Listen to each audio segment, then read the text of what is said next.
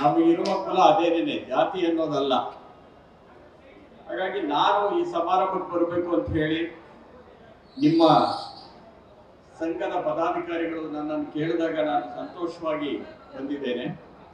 ಅದಕ್ಕೆ ಕಾರಣ ಆಗಲೇ ಹೇಳಿದ್ನಲ್ಲ, ನೀವು ಮೇಷ್ಟ್ರು, ನಾನು ಮೇಷ್ಟ್ರು. ಅಷ್ಟೇ ಅಲ್ಲ, ನನ್ನ ತಂದೆ ಪ್ರಾಥಮಿಕ ಶಾಲೆ ಮೇಷ್ಟ್ರಾಗಿದ್ರು. ಮೊದಲು ಅವರು ಕೂಲಿ ಮಠ ಕಲಿಸ್ತಾ ಇದ್ರು. ಕೂಲಿ ಮಠ ಅಂದ್ರೆ ಇಲ್ಲಿ ಕೆಲವರಿಗೆ ಗೊತ್ತಿರುತ್ತೆ ಅಂತ ಅಂದ್ಕೊಂಡಿದ್ದೀವಿ. ಅವ್ರು 8ನೇ ತರಗತಿವರೆಗೂ ಓದಿದ್ರು, ಕೂಲಿ ಮಠದ ಮೇಷ್ಟ್ರಾಗಿದ್ರು. ಆಮೇಲೆ ಸರ್ಕಾರ ಅವರನ್ನ ಪ್ರಾಥಮಿಕ ಶಾಲೆ ಅಧ್ಯಾಪಕರನ್ನಾಗಿ ಮಾಡಿತು. ಹೀಗಾಗಿ ನನ್ನ ತಂದೆ ಪ್ರಾಥಮಿಕ ಶಾಲೆ ಮೇಷ್ಟ್ರು, ನನ್ನ ಇಬ್ಬರು ಅಣ್ಣಂದಿರು ಹಿರಿಯ ಪ್ರಾಥಮಿಕ ಶಾಲೆ ಮೇಷ್ಟ್ರು, ನಾನು ಹೈಸ್ಕೂಲ್ ಮೇಷ್ಟ್ರಾಗಿದ್ದೆ, PUC ಮೇಷ್ಟ್ರಾಗಿದ್ದೆ, ಪದವಿ ಮೇಷ್ಟ್ರಾಗಿದ್ದೆ, MA ಮೇಷ್ಟ್ರಾಗಿದ್ದೆ, ಹೊಟ್ಟೆಪಾಡಿಗಾಗಿ ಪ್ರೈಮರಿ ಸ್ಕೂಲ್ ಮೇಷ್ಟ್ರು ಆಗಿದ್ದೆ. ಸೊ ಹಾಗಾಗಿ ಒಂದರ್ಥದಲ್ಲಿ ನಾನು ಪೂರ್ಣ ಪ್ರಮಾಣದ ಮೇಷ್ಟ್ರು ಅನ್ನುವಂಥ ಹೆಮ್ಮೆಯಿಂದ ನಿಮ್ಮ ಜೊತೆ ನಿಮ್ಮ ಹೋರಾಟಕ್ಕಾಗಿ ಬೆಂಬಲ ಕೊಡೋದಕ್ಕೆ ನಾನು ಇಲ್ಲಿಗೆ ಬಂದಿದ್ದೇನೆ. ಇದನ್ನು ನೋಡಿದರೆ ಬಹುಶಃ ಪ್ರಾಥಮಿಕ ಶಾಲೆ ಅಧ್ಯಾಪಕರು ಹಿಂದೆಂದೂ ಸೇರದೇ ಇರುವಷ್ಟರ ಮಟ್ಟಿಗೆ ಇಲ್ಲಿ ಅಸಂಖ್ಯಾತರಲ್ಲಿ ಸೇರಿದ್ದಾರೆ ಅಂತ ನಾನು ಭಾವಿಸ್ಕೊಂಡಿದ್ದೇನೆ. ಈ ಒಗ್ಗಟ್ಟಿದೆಯಲ್ಲ, ಈ ಒಗ್ಗಟ್ಟು ದಯವಿಟ್ಟು ಮಾತು ಕೇಳಿಸ್ಕೊಳ್ಬೇಕು. ಬರೇ ಘೋಷಣೆಗಳಿಂದ ಸರ್ಕಾರ ಜಗ್ಗತ್ತೆ ಅಂತ ತಿಳ್ಕೊಂಡಿದ್ರೆ ತಪ್ಪು. ಅದು ಘೋಷಣೆಗಳಿಂದ ಸರ್ಕಾರ ಜಗ್ಗೋದಿಲ್ಲ, ಒಗ್ಗಟ್ಟಿನಿಂದ ಜಗ್ಗತ್ತೆ. ಹಾಗಾಗಿ ನಿಮ್ಮ ಈ ಒಗ್ಗಟ್ಟಿದೆಯಲ್ಲ, ಬಹುಶಃ ಇತ್ತೀಚಿನ ದಶಕಗಳಲ್ಲಿ ಪ್ರಾಥಮಿಕ ಶಾಲೆ ಅಧ್ಯಾಪಕರು ಇಷ್ಟು ದೊಡ್ಡ ಪ್ರಮಾಣದಲ್ಲಿ ನೆರೆದಿರೋದನ್ನು ನಾನು ನೋಡಿರಲಿಲ್ಲ. ನಿಮ್ಮ ಬೇಡಿಕೆಗಳಿಗಾಗಿ ಇವತ್ತು ಇಲ್ಲಿ ನೆರೆದಿದ್ದೀರಿ. ನಿಮ್ಮ ಬೇಡಿಕೆಗಳು ಯಶಸ್ವಿಯಾಗಲಿ ಅಂತ ಹಾರೈಸ್ತೇನೆ. ಬಹಳ ಮುಖ್ಯವಾಗಿ ನಾನು ಹೇಳಬೇಕಾಗಿರೋದು, ಪ್ರಾಥಮಿಕ ಶಿಕ್ಷಣ ಮತ್ತು ಪ್ರಾಥಮಿಕ ಶಾಲೆ ಶಿಕ್ಷಕರಿದಾರಲ್ಲ, ಅವರು ಇಲ್ಲದೆ ಯಾರು ವಿಜ್ಞಾನಿ ಆಗೋಕ್ ಸಾಧ್ಯ ಇಲ್ಲ, ಯಾರು ಕವಿ ಆಗಕ್ ಸಾಧ್ಯ ಇಲ್ಲ, ಯಾರು ಪ್ರೊಫೆಸರ್ ಆಗಕ್ ಸಾಧ್ಯ ಇಲ್ಲ, ಯಾರು ವೈದ್ಯರಾಗಕ್ ಸಾಧ್ಯ ಇಲ್ಲ, ಯಾರು ಇಂಜಿನಿಯರ್ ಆಗಕ್ ಸಾಧ್ಯ ಇಲ್ಲ. ಹಾಗಾಗಿ ನಿಜವಾದ ತಳಪಾಯ ಅಂದ್ರೆ ಪ್ರಾಥಮಿಕ ಶಿಕ್ಷಣ ಮತ್ತು ಪ್ರಾಥಮಿಕ ಶಿಕ್ಷಕರು, ಇವರೇ ನಿಜವಾದ ತಳಪಾಯ. ನಿಮಗೆ ಒಂದು ಮಾತನ್ನ ಹಂಚ್ಕೊಳ್ಳಕ್ ಇಷ್ಟಪಡ್ತೀನಿ. ನಾನು ಪ್ರಾಥಮಿಕ ಶಾಲೆ ವಿದ್ಯಾರ್ಥಿ ಆಗಿದ್ದಾಗ, ಅಂದ್ರೆ 7ನೇ ತರಗತಿಲಿದ್ದಾಗ ನನಗೆ ಪ್ರೋತ್ಸಾಹ ಕೊಟ್ಟಂತವರು ಅವಾಗ TY ನಾಗಭೂಷಣ್ ರಾವ್ ಅನ್ನುವಂಥ ಒಬ್ಬ ಅಧ್ಯಾಪಕರು. ಇವತ್ತು ಈ ವೇದಿಕೆ ಮೇಲೆ ನಿಂತ್ಕೊಂಡು ಈ ಅಸಂಖ್ಯಾತ ಜನರ ಎದುರಿಗೆ TY ನಾಗಭೂಷಣ್ ರಾವ್ ಅವರನ್ನ ನಾನು ಜ್ಞಾಪಿಸ್ಕೊಳ್ತಿದ್ದೀನಿ ಅಂದ್ರೆ ಅದು ಪ್ರಾಥಮಿಕ ಶಿಕ್ಷಕರಿಗೆ ಸಲ್ಲುವ ಗೌರವ ಅಂತ ನಾನು ಭಾವಿಸ್ಕೊಂಡಿದ್ದೇನೆ. ಆಗ ನಾನು ಕವಿ ಆಗ್ತೇನೆ, ಅದಾಗ್ತೇನೆ, ಸಾಹಿತಿ ಆಗ್ತೇನೆ ಅನ್ನುವಂಥ ಕಲ್ಪನೆ ಏನಿರಲಿಲ್ಲ. ಒಂದು ಘಟ್ಟದಲ್ಲಿ ಯಾವುದೋ ಒಂದು ಪದ್ಯವನ್ನು ಅಕಸ್ಮಾತ್ ಬರೆದೆ. ನನ್ನ ಜೊತೆಯಲ್ಲಿ ಸಹಪಾಠಿ ಆಗಿದ್ದಂತಹ ಒಬ್ಬ ಸ್ನೇಹಿತ ಶಾಲೆ ಬಿಟ್ಟೋದ ಸಂದರ್ಭದಲ್ಲಿ, ಆಗ ರಾಜ್ಕುಮಾರ್ ಅವರು ಅಭಿನಯಿಸಿದ ಓಹಿಲೇಶ್ವರ ಅನ್ನೋಂಥ ಒಂದು ಸಿನಿಮಾ ಟೆಂಟಲ್ಲಿ ನೋಡಿದ್ದೆ ನಾನು. ಆ ಸಿನಿಮಾದಲ್ಲಿ ದೇಹದಿಂದ ದೂರನಾದೆ ಏಕೆ ಆತ್ಮನೆ ಅಂತ ಒಂದು ಹಾಡು ಬರುತ್ತೆ. ಆಗ ನಾನು ಈ ಶಾಲೆಯಿಂದ ದೂರನಾದೆ ಏಕೆ ಗೆಳೆಯನೆ ಅಂತ ಒಂದು ಹಾಡು ಬರೆದೆ ನಾನು. ಇದು ನಾನು ಮೊದಲು ಬರೆದದ್ದು. ಅದನ್ನ ಓದಿದ TY ನಾಗಭೂಷಣ್ ರಾವ್ ಅನ್ನುವಂಥ ಒಬ್ಬ ಪ್ರಾಥಮಿಕ ಶಾಲೆ ಅಧ್ಯಾಪಕರು, ಹಿರಿಯ ಪ್ರಾಥಮಿಕ ಶಾಲೆ ಅಧ್ಯಾಪಕರು ನನಗೆ ಕೊಟ್ಟ ಪ್ರೋತ್ಸಾಹ ಇದೆಯಲ್ಲ, ಆ ಪ್ರೋತ್ಸಾಹ ಇಲ್ಲಿವರೆಗೆ ನನ್ನನ್ನು ತಂದು ನಿಲ್ಲಿಸಿದೆ ಅಂತ ಹೇಳೋದಕ್ಕೆ ಇಷ್ಟಪಡ್ತೇನೆ. ಹಾಗಾಗಿನೇ ಪ್ರಾಥಮಿಕ ಶಾಲೆಯ ಶಿಕ್ಷಣ ಮತ್ತು ಶಿಕ್ಷಕರು ಇಬ್ರು ಈ ದೇಶದ ನಮ್ಮ ಶಿಕ್ಷಣ ವ್ಯವಸ್ಥೆಯ ತಳಪಾಯ. ಈ ತಳಪಾಯ ಗಟ್ಟಿಯಾಗಿದ್ರೆ ಕಟ್ಟಡ ಕಟ್ಟೋದಕ್ಕೆ ಸಾಧ್ಯ. ಆದ್ರಿಂದ ಸರ್ಕಾರ ಈ ತಳಪಾಯವನ್ನು ಭದ್ರಗೊಳಿಸಬೇಕು, ಅವರಿಗೆ ಬೇಕಾದಂತ ಸೌಲಭ್ಯಗಳನ್ನು ಕೊಡಬೇಕು. ಈ ತಳಪಾಯ ಇದೆಯಲ್ಲ, ಈ ತಳಪಾಯಕ್ಕೆ ಯಾವತ್ತೂ ಅಪಾಯವನ್ನ ಮಾಡಬಾರದು, ಸಹಾಯವನ್ನ ಮಾಡಬೇಕು. ತಳಪಾಯಕ್ಕೆ ಅಪಾಯವನ್ನ ಮಾಡದೆ ಸಹಾಯವನ್ನ ಮಾಡಬೇಕು ಅನ್ನುವಂತಹ ಹಕ್ಕೊತ್ತಾಯವನ್ನ ನಾವೆಲ್ಲ ಇವತ್ತು ಮಂಡಿಸಬೇಕು.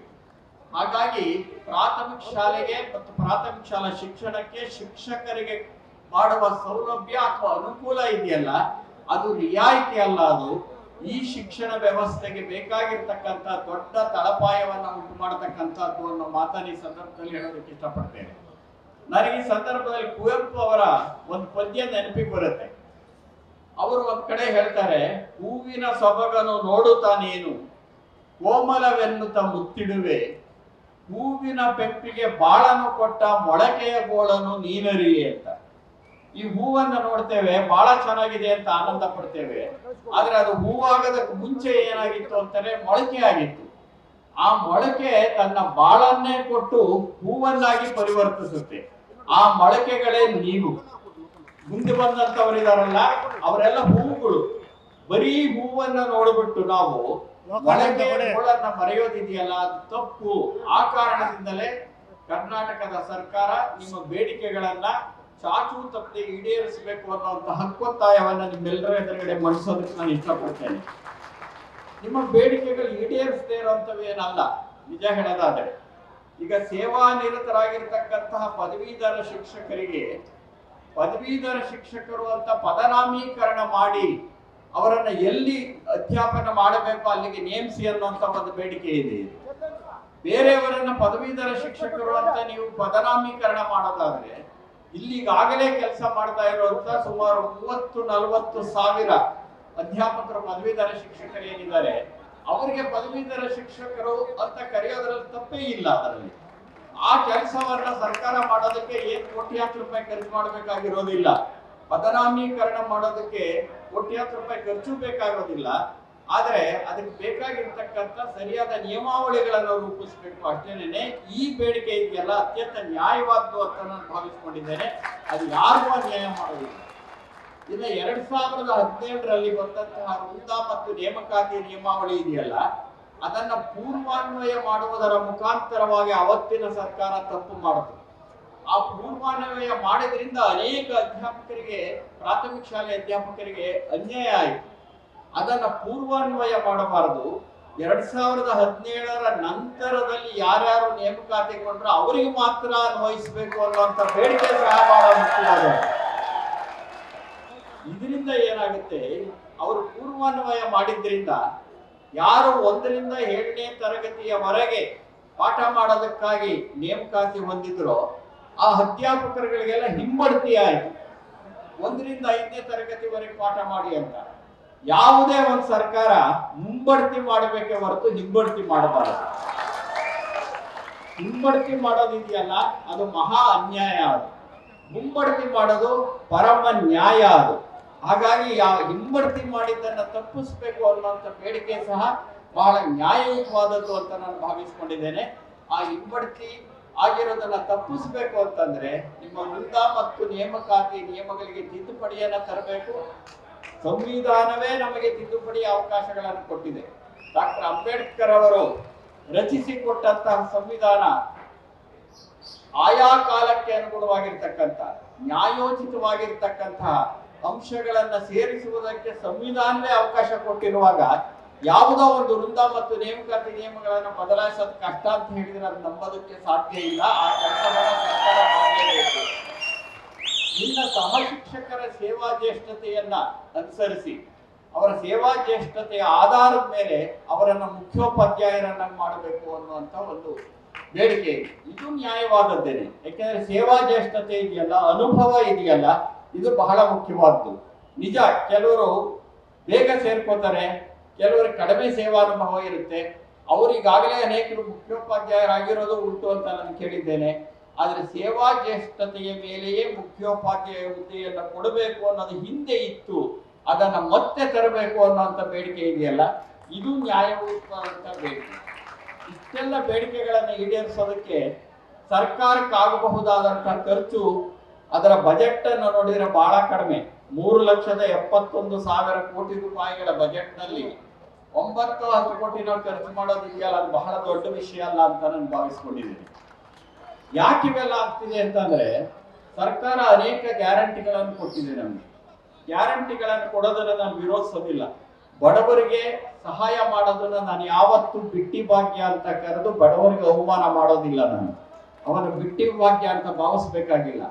ಆದರೆ ಶಿಕ್ಷಣ ಕ್ಷೇತ್ರವನ್ನು ಗ್ಯಾರಂಟಿ ಪಟ್ಟಿಗೆ ಸೇರಿಸಬೇಕು ಸರ್ಕಾರ. ಶಿಕ್ಷಣ ಕ್ಷೇತ್ರ ಇದೆಯಲ್ಲ, ಇದು ಗ್ಯಾರಂಟಿ ಪಟ್ಟಿಗೆ ಸೇರಿಸಲೇಬೇಕಾಗಿರ್ತಕ್ಕಂಥ ಒಂದು ಕ್ಷೇತ್ರ. ಆಗ ಇದರ GDPಯಲ್ಲಿ ಬಹುಪಾಲನ್ನ ಅಥವಾ ಯೋಗ್ಯವಾದಂತಹ ಪಾಲ ಇದೆಯಲ್ಲ, ಅದನ್ನ ಶಿಕ್ಷಣಕ್ಕೆ ನಾವು ವಿನಿಯೋಗಿಸಬಹುದು. ಇದು ಕೊಠಾರಿ ಆಯೋಗದ ಕಾಲದಿಂದ ಇರತಕ್ಕಂತಹ ಬೇಡಿಕೆ. ಆದ್ರೆ ಯಾವುದೇ ಸರ್ಕಾರಗಳು ಶಿಕ್ಷಣ ಕ್ಷೇತ್ರವನ್ನ ಆದ್ಯತೆಯ ಕ್ಷೇತ್ರವನ್ನಾಗಿ ಪರಿಗಣಿಸಿಲ್ಲ ಅನ್ನೋದನ್ನೇ ಈ ದೇಶದ ದೊಡ್ಡ ದುರಂತ ಅಂತ ನಾನು ಭಾವಿಸ್ಕೊಂಡಿದ್ದೇನೆ. ಶಿಕ್ಷಣ ಕ್ಷೇತ್ರವನ್ನು ನೀವು ಗ್ಯಾರಂಟಿಗೆ ಸೇರಿಸಿ, ಮೂಲ ಸೌಕರ್ಯಗಳನ್ನು ಒದಗಿಸಿಕೊಡಿ. ಇವತ್ತು 6,000ಕ್ಕಿಂತ ಬಹುಶಃ 6,500ಕ್ಕಿಂತ ಹೆಚ್ಚು ಏಕೋಪಾಧ್ಯಾಯ ಶಾಲೆಗಳಿವೆ. 2,000 ಶಾಲೆಗಳು ಮುಚ್ಚುವ ಸ್ಥಿತಿಲಿವೆ. ಸರ್ಕಾರಿ ಶಾಲೆಗಳು ಪ್ರಬಲವಾಗ್ತಿಲ್ಲ ಅಂತ ಹೇಳ್ತಿದ್ದೇವೆ. ಆದ್ರೆ ನಾನು ಸಚಿವರ ಜೊತೆ ಮಾತಾಡಿದ ಸಂದರ್ಭದಲ್ಲಿ ಸಚಿವರೇ ಒಪ್ಕೊಂಡ್ರು, 95% ಸರ್ಕಾರಿ ಶಾಲೆ ಅಧ್ಯಾಪಕರು ಅತ್ಯಂತ ಅರ್ಹತೆ ಮತ್ತು ಯೋಗ್ಯರಿದ್ದಾರೆ ಅಂತ ಹೇಳಿದ್ರು ಅವರು. ನಾನು ಅವ್ರಿಗೆ ಹೇಳಿದೆ, ಈ ಯೋಗ್ಯರಿಗೆ ಯಾಕೆ ಸ್ವಾಮಿ ಸರಿಯಾದ ಯೋಗ್ಯವಾದ ನ್ಯಾಯ ಕೊಡಲ್ಲ ಅಂತ ಕೇಳಿದೆ. ನಾನು ಅವ್ರ ಜೊತೆ ನಾನು ಮಾತಾಡಿದೆ. ನೀವು ನಿಮ್ಮ ಸ್ನೇಹಿತರು ಬಂದು ನನ್ನನ್ನು ಭೇಟಿ ಮಾಡಿ ಹೋದ ನಂತರದಲ್ಲಿ ಅವರು ಇವತ್ತು ಶಿವಮೊಗ್ಗದಲ್ಲಿದ್ದಾರೆ ಮತ್ತು ತುಮಕೂರಿಗೆ ಬರ್ತಾ ಇದ್ದಾರೆ. ಅವ್ರ ಜೊತೆ ದೂರವಾಣಿ ಮುಖಾಂತರ ಮಾತಾಡಿದೆ. ಅವರು ನಿಮ್ಮ ಬೇಡಿಕೆಗಳ ಬಗ್ಗೆ ಸಕಾರಾತ್ಮಕವಾಗಿದ್ದೇನೆ, ಅದನ್ನು ಏನಾದರೂ ಮಾಡಿ ಪರಿಹರಿಸ್ತೇನೆ ಅನ್ನುವಂಥ ಮಾತನ್ನು ಸಹ ನನಗೆ ಹೇಳಿದ್ದಾರೆ. ಬಹುಶಃ ಅವರು ಸಾಯಂಕಾಲದೊಳಗಡೆ ಒಂದು ವೇಳೆ ಇದೇ ವೇದಿಕೆಗೆ ಬಂದು ಆ ಮಾತನ್ನು ಹೇಳಿದ್ರೆ ಇನ್ನೂ ಒಳ್ಳೆಯದು ಅಂತ ನಾನು ಭಾವಿಸ್ಕೊಂಡಿದ್ದೇನೆ. ಆದ್ರೆ ನಾನು ಏನ್ ಹೇಳಕ್ ಹೊರಟೆ ಅಂತಂದ್ರೆ, ಶಿಕ್ಷಣ ಕ್ಷೇತ್ರದ ನಿರ್ಲಕ್ಷ್ಯವೇ ಇಲ್ಲಿವರೆಗಿನ ಈ ಸಮಸ್ಯೆಗಳಿಗೆ ಕಾರಣ. ವಿಶೇಷವಾಗಿ ಪ್ರಾಥಮಿಕ ಮತ್ತು ಪ್ರೌಢ ಶಿಕ್ಷಣ ಇದೆಯಲ್ಲ, ಇದು ಬಹಳ ಮುಖ್ಯವಾದ್ದು. ಮೂಲ ಸೌಕರ್ಯಗಳನ್ನ ಸರಿಯಾಗಿ ಒದಗಿಸಿಕೊಟ್ಟಿಲ್ಲ. ಸರಿಯಾದ ಸಂದರ್ಭದ ಒಳಗಡೆ ಉಪನ್ಯಾಸಕ ಅಧ್ಯಾಪಕರನ್ನ ನೇಮಕಾತಿ ಮಾಡಿಲ್ಲ. 53,700 ಹುದ್ದೆಗಳ ಖಾಲಿ ಇವೆ. ಅದರಲ್ಲಿ ಅನೇಕರನ್ನ ಅತಿಥಿ ಅಧ್ಯಾಪಕರು ಅಂತ ತಗೊಂಡಿದ್ದಾರೆ. ಅತಿಥಿ ಅಧ್ಯಾಪಕರು ಅಂದ್ರೆ ಬನ್ನಿ, ನೀವು ಕಾಫಿ ಕುಡೀರಿ, ತಿಂಡಿ ತಿನ್ನಿ, ವಾಪಸ್ ಹೋಗಿ ಅಂತ, ಇಲ್ಲೇ ಇರಿ ಅಂತ ಅಲ್ಲ ಅವರು. ಸೊ ಹಾಗಾಗಿ ಕಾಯಂ ಅಧ್ಯಾಪಕರನ್ನು ನೇಮಕ ಮಾಡಬೇಕು, ಮೂಲ ಸೌಕರ್ಯಗಳನ್ನು ಒದಗಿಸಿಕೊಡ್ಬೇಕು, ಆದ್ಯತೆ ಕೊಡಬೇಕು, ಪ್ರಾಥಮಿಕ ಮತ್ತು ಪ್ರೌಢ ಶಿಕ್ಷಣಕ್ಕೆ ಬೇಕಾದಂತ ಗಟ್ಟಿ ತಳಪಾಯವನ್ನು ಹಾಕಬೇಕು. ಅದಕ್ಕಾಗಿ ಬಜೆಟ್ನ ಅಗತ್ಯವಾದಂತಹ ಪಾಲನ್ನ ಸರ್ಕಾರ ಮೀಸಲಾಗಿಡಬೇಕು. ಈ ಮುಖಾಂತರ ಶಿಕ್ಷಣ ಕ್ಷೇತ್ರವನ್ನು ಒಂದು ಗ್ಯಾರಂಟಿ ಕ್ಷೇತ್ರವನ್ನಾಗಿ ಪರಿಗಣಿಸಬೇಕು ಅಂತ ಈ ಸಂದರ್ಭದಲ್ಲಿ ನಾನು ಒತ್ತಾಯ ಮಾಡಕ್ಕೆ ಇಷ್ಟಪಡ್ತೇನೆ. ಅಷ್ಟೇ ಅಲ್ಲ, ಈ ಎಲ್ಲ ಬೇಡಿಕೆಗಳನ್ನ ಸರ್ಕಾರ ಈಡೇರಿಸಬೇಕು ಅಂತ ನಿಮ್ಮ ಮುಂದೆ ನಾನು ಒತ್ತಾಯ ಮಾಡ್ತೇನೆ. ಈಗ ಪುಟ್ಟಣ್ಣ ಅವರಿದ್ದಾರೆ, ನಿರಂಜನಾರಾಧ್ಯ ಇದ್ದಾರೆ, ಹಿಂದಿನ ಅಧ್ಯಕ್ಷರುಗಳಿದ್ದಾರೆ, ಪದಾಧಿಕಾರಿಗಳಿದ್ದಾರೆ. ಎಲ್ಲರೂ ಸೇರಿ ನಾವು ಮತ್ತೆ ಸಚಿವರನ್ನ ಭೇಟಿ ಮಾಡೋಣ, ಮುಖ್ಯಮಂತ್ರಿಗಳನ್ನ ಭೇಟಿ ಮಾಡೋಣ, ನಮ್ಮ ಹಕ್ಕೊತ್ತಾಯವನ್ನ ಮಂಡಿಸೋಣ. ಹಕ್ಕೊತ್ತಾಯವನ್ನ ಮಂಡಿಸಿ ಈ ನಿಮ್ಮ ಬೇಡಿಕೆಗಳು, ನ್ಯಾಯಯುತವಾದಂತಹ ಬೇಡಿಕೆಗಳು ಈಡೇರೋ ತರದ ಒಂದು ಪರಿಹಾರವನ್ನ ನಾವು ಕಂಡುಹಿಡಿಯಲೇಬೇಕಾಗಿದೆ. ಇದ್ರ ಮುಖಾಂತರವಾಗಿ ಶಿಕ್ಷಕರಿಗೆ ಸಲ್ಲಬೇಕಾದಂತ ನ್ಯಾಯವನ್ನು ಒದಗಿಸಿಕೊಡ್ಬೇಕಾಗಿದೆ. ಇದರ ಜೊತೆಗೆ ಒಂದು ಮಾತನ್ನ ನಾನು ಹೇಳಕ್ ಇಷ್ಟಪಡ್ತೇನೆ. ಶಿಕ್ಷಕರು ಹೇಗಿದ್ದಾರೆ ಅಂದರೆ ನಮ್ಮ ದೇಶದಲ್ಲಿ ಮತ್ತು ನಮ್ಮ ರಾಜ್ಯದಲ್ಲಿ ಅವರಿಗೆ ಏನಾದರೂ ಧಕ್ಕೆ ಬಂದಾಗ ಮಾತ್ರ ಬೀದಿಗೆ ಬರ್ತಾರೆ. ಆದರೆ ಶಿಕ್ಷಕರಿಗೆ ಧಕ್ಕೆ ಬಂದಾಗ ಬೀದಿಗೆ ಬರುವುದು ಅಷ್ಟೇ ಅಲ್ಲ, ಶಿಕ್ಷಣಕ್ಕೆ ಧಕ್ಕೆ ಬಂದಾಗಲೂ ನೀವು ಬೀದಿಗೆ ಬರಬೇಕು. ಶಿಕ್ಷಣಕ್ಕೆ ಧಕ್ಕೆ ಬಂದಾಗಲೂ ನೀವು ಬೀದಿಗೆ ಬಂದ್ರೆ ಆಗ ನಿಜವಾದ ಮೇಷ್ಟ್ರುಗಳು ನಾವು ಅಂತ ನಾನು ಬಹಳಷ್ಟು ಸರಿ ಹೇಳ್ತಿರ್ತೇನೆ. ಮತ್ತೆ ಅದನ್ನ ನಾನು ಪುನರಾವರ್ತನೆ ಮಾಡಿದ್ರು ಪರವಾಗಿಲ್ಲ, ಇಲ್ಲಿರೋರು ಆಗಲೇ ಕೇಳಿರ್ತಾರೆ ಮಾತನ್ನ. ಪ್ರೊಫೆಸರ್ಗಳಿದಾರಲ್ಲ ಅವರು ಜಾಸ್ತಿ ಆಗಿದ್ದಾರೆ ನಮ್ಮಲ್ಲಿ, ಮೇಷ್ಟ್ರುಗಳು ಕಡಿಮೆ ಆಗಿದ್ದಾರೆ ಅಂತ. ಮೇಷ್ಟ್ರು ಅನ್ನೋದಿದೆಯಲ್ಲ, ಇವತ್ತು ನಾನು ಟಿ.ವೈ. ನಾಗಭೂಷಣ ಮೇಷ್ಟ್ರನ್ನ ಯಾಕೆ ಜ್ಞಾಪಿಸ್ಕೊಂಡೆ ನಾನು, ಅಥವಾ ನನ್ನ ಪ್ರಾಥಮಿಕ ಶಾಲೆ ಶಿಕ್ಷಕರನ್ನು ಯಾಕೆ ಇವತ್ತು ಜ್ಞಾಪಿಸ್ಕೊಳ್ತೇನೆ? ಅವರಿಗೆ ನನಗೆ ಅಕ್ಷರ ಕಲಿಸದೇ ಇದ್ದಿದ್ರೆ, ನನಗೆ ಪ್ರೋತ್ಸಾಹ ಕೊಡದೇ ಇದ್ದಿದ್ರೆ, ನನಗೆ ಬೆನ್ ತಟ್ಟದೇ ಇದ್ದಿದ್ರೆ ನಾನು ಮುಂದಕ್ಕೆ ಬರಕ್ಕೆ ಸಾಧ್ಯ ಆಗ್ತಾ ಇರಲಿಲ್ಲ. ತಳಪಾಯ ಹಾಕಿ ಕೊಟ್ಟವರನ್ನ ಮರೆತು ಬಿಟ್ಟು ಮೇಲ್ ಗೋಪುರ ಕಟ್ಟಿದವರನ್ನು ಮಾತ್ರ ಜ್ಞಾಪಿಸಿಕೊಳ್ಳೋದು ಅನ್ಯಾಯ. ಆದ್ರಿಂದ ನಿಮ್ಮನ್ನ ಜ್ಞಾಪಿಸಿಕೊಳ್ಬೇಕು ಅನ್ನೋದು ಒಂದು. ಜೊತೆಗೆ ನಾವೆಲ್ಲ ಕೆಲಸ ಮಾಡ್ತಿರೋ ಶಿಕ್ಷಣ ಕ್ಷೇತ್ರ ಇದೆಯಲ್ಲ, ಅದರ ಒಳಿತಿಗಾಗಿಯೂ ಸಹ ನಾವು ಹೋರಾಟಗಳನ್ನು ಕಟ್ಟಬೇಕಾಗಿರುತ್ತೆ. ಶಿಕ್ಷಕರ ಸಮಸ್ಯೆಗಳನ್ನು ಪರಿಹಾರ ಮಾಡಬೇಕು, ಶಿಕ್ಷಣದ ಸಮಸ್ಯೆಗಳನ್ನು ಪರಿಹಾರ ಮಾಡಬೇಕು. ಎರಡೂ ಬಹಳ ಮುಖ್ಯ ಅಂತ ನಾನು ಭಾವಿಸ್ಕೊಂಡಿದ್ದೇನೆ. ಈ ಮಾತುಗಳನ್ನು ಹೇಳ್ತಾ ನಾನು ಆಗಲೇ ಹೇಳ್ತಾ ಇದ್ದೆ, ಮೇಷ್ಟ್ರು ಅನ್ನೋದಿದೆಯಲ್ಲ, ಈಗ ನಾವು ಸ್ಥಾನಮಾನ ಅಂತೀವಿ. ಪ್ರೊಫೆಸರ್ ಅನ್ನೋದು ಮಾನ, ಸ್ಥಾನ. ಮೇಷ್ಟ್ರು ಅನ್ನೋದು ಮಾನ. ಹಾಗಾಗಿ ಇಲ್ಲಿರುವ ನೀವೆಲ್ಲರೂ ಮಾನವಂತರು ಅಂತ ನನ್ನ ತಿಳುವಳಿಕೆ. ಮಾನವಂತರ ಈ ಬೇಡಿಕೆಗಳನ್ನ ಸರ್ಕಾರ ಈಡೇರಿಸಬೇಕು ಅನ್ನೋ ಹಕ್ಕೊತ್ತಾಯವನ್ನ ನಾವೆಲ್ಲ ಸೇರಿ ತರೋಣ. ಸಚಿವರನ್ನ ನಾನು ಭೇಟಿ ಮಾಡ್ತೀನಿ ಅಂತ ಸಚಿವರು ನನಗೆ ದೂರವಾಣಿ ಮುಖಾಂತರ ಆಶ್ವಾಸನೆ ಕೊಟ್ಟಿದ್ದಾರೆ ಮತ್ತು ಇದಕ್ಕೆ ಪರಿಹಾರವನ್ನು ಹುಡುಕ್ತೀನಿ ಅಂತ ಹೇಳಿದ್ದಾರೆ. ಅದು ಅವರು ನನಗೆ ಹೇಳಿರೋದು, ಆದ್ರೆ ನಿಮಗೆ ಹೇಳಬೇಕು. ನನಗೆ ಹೇಳಿರೋದು ಮುಖ್ಯ ಅಲ್ಲ, ನಿಮಗೆ ಆ ಮಾತನ್ನ ಹೇಳಬೇಕಾಗಿದೆ. ಅದಕ್ಕೆ ಬೇಕಾಗಿರ್ತಕ್ಕಂಥ ಒಂದು ವಾತಾವರಣವನ್ನು ಸೃಷ್ಟಿ ಮಾಡೋದಕ್ಕಾಗಿ ನೀವು ಎಲ್ಲಿ ಕರೀತೀರಿ ಅಲ್ಲಿ ಬರೋದಕ್ಕೆ ನಾನು ನನ್ನ ಸ್ನೇಹಿತರು ಸಿದ್ಧ ಇದ್ದೇವೆ ಅಂತ ಹೇಳ್ತಾ ನಿಮ್ಮ ಹೋರಾಟ ಯಶಸ್ವಿಯಾಗಲಿ ಮತ್ತು ಯಶಸ್ವಿ ಆಗೇ ಆಗತ್ತೆ ಅನ್ನೋ ಭರವಸೆಯೊಂದಿಗೆ ನನ್ನ ಆಶಯದ ನುಡಿಗಳನ್ನು ಮುಗಿಸ್ತೇನೆ. ಕೇಳಿದ ನಿಮಗೆಲ್ಲ ನಮಸ್ಕಾರ. ಗ್ಯಾರಂಟಿ ನ್ಯೂಸ್, ಸುದ್ದಿ ಖಚಿತ, ನ್ಯಾಯ ನಿಶ್ಚಿತ.